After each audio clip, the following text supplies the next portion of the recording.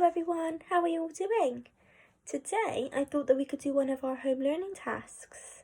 If you haven't had a chance to look at the home learning, it's on the Seymour's Primary School website and it talks about the Very Hungry Caterpillar book, and there's lots of activities to go alongside it.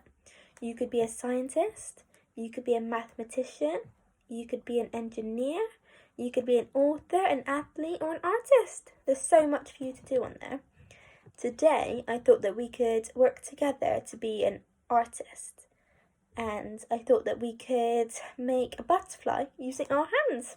Okay, everybody, so what we are going to need is some paper that we can use to make our butterfly, and then something to decorate it with. So you can either do some gluing and sticking, or I'm going to keep mine nice and simple and colour mine in with some colouring pens. Right, okay everybody, so our first step is to have our piece of paper and have it just down in front of you, and then we have to use our hands to make our butterfly.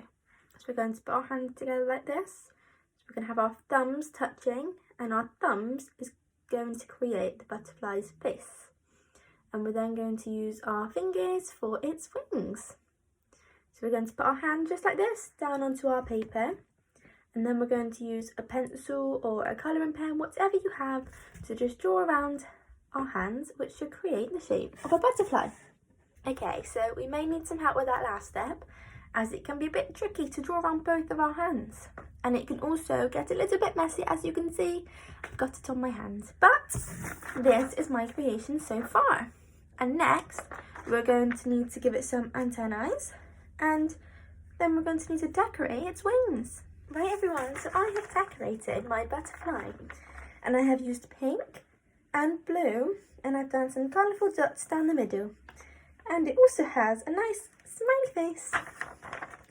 So next we're going to need some scissors, and we're just going to cut around the outside of our butterfly. So everyone, whilst we are cutting out our butterfly, we have to make sure that if we're doing it by ourselves, that we need to pay lots of attention, because scissors can be sharp, but make sure there's an adult close by to help you. And if you do find it a little bit tricky, it's okay to ask your adult for help. Right everyone, so that is how we make our butterflies. If you try and make one of these, or any of the other activities that are on home learning, please upload a picture or a video of you doing it. We would love to see. I hope to speak to you all soon. Bye.